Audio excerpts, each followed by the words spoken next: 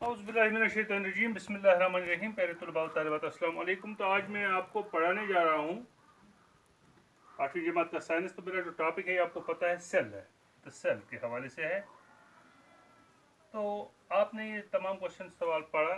अब मुझे लगता है कि हम लास्ट पे इसके एक स्केच एंड लेबल, ये एक अहम सवाल है जहाँ तक मेरा सोच है। Sketch and label plant and animal cell. आपको बनानी है एनिमल सेल और प्लांट सेल, और उसमें ये स्केच हो गया, फिर लेबल करना है। लेबल करना, इसको लिखने होते हैं नाम, ऑर्गेनेलिज के नाम लिखने होते हैं। तो उसको हम स्केच एंड लेबल या label and sketch animal and plant cell तो हम बनाएंगे। ये मैंने बनाई है, एनिमल सेल है ऊपर वाली।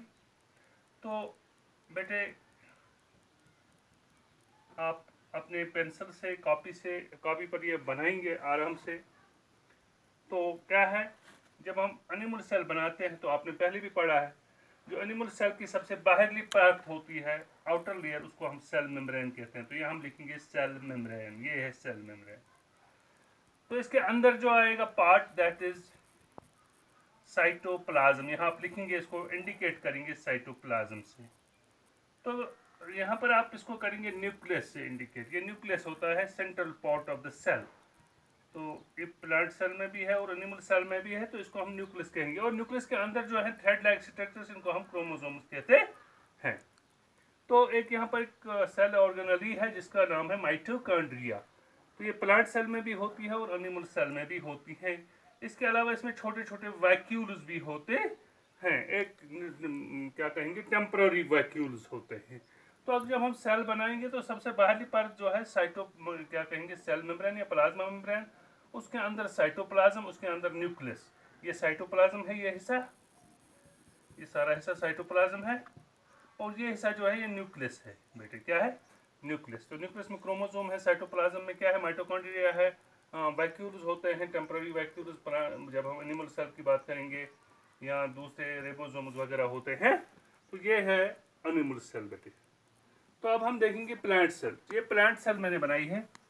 इसका जो सबसे बाहरला हिस्सा होता है, that is cell wall, rigid. ये आपने पढ़ा है। जो रिजिड हिस्सा होता है, सख्त हिस्सा होता है, इसको सेल वॉल कहते हैं। तो इसके अंदर सेल मेम्ब्रेन होती है बेटे, सेल मेम्ब्रेन। तो सेल मेम्ब्रेन के अंदर क्या होता है, साइटोप्लाज्म।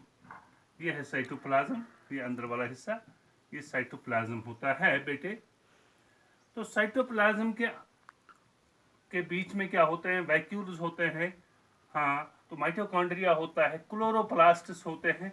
ये सारी चीजें कहाँ पर पाई जाती हैं, ये है क्लोरोप्लास्ट्स, ये हैं वैक्यूल्स।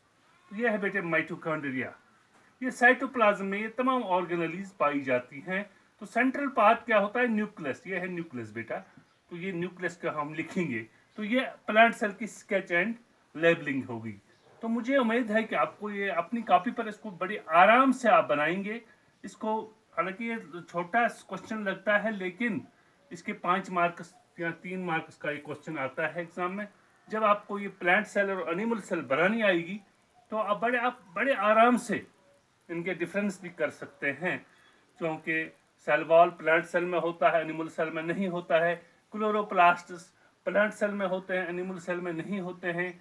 और वैक्यूल्स, लार्ज वैक्यूल्स और many vacuoles in plant cell, animal cell में वैक्यूल्स होते नहीं हैं। अगर हुए तो छोटे और 1 या 2 वैक्यूल्स होते हैं। तो मुझे उम्मीद है कि आपको ये समझ आया होगा।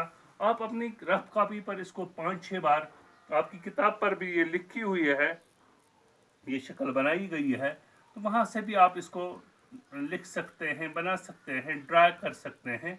5-6 बार इसको ड्रा करने की कोशिश कीजिए तो आपका सारा मसला हल हो जाएगा। आप प्लांट सेल और एनिमल सेल बड़ी आराम से आप उसको लेबल और डायग्राम, क्या कहेंगे, स्केच एंड लेबल कर सकते हैं। तो मुझे उम्मीद है कि आप घर पर बैठकर इन चीज़ों की तरफ ध्यान देंगे, प्लांट सेल और एनिमल सेल को बनाएंगे, इसकी ऑर्गेनेलीज को देखेंगे, इनकी स्पेलिंग्स याद करेंगे, तो आप आराम से इम्तिहान में पास होंगे। बाकी वस्सलाम।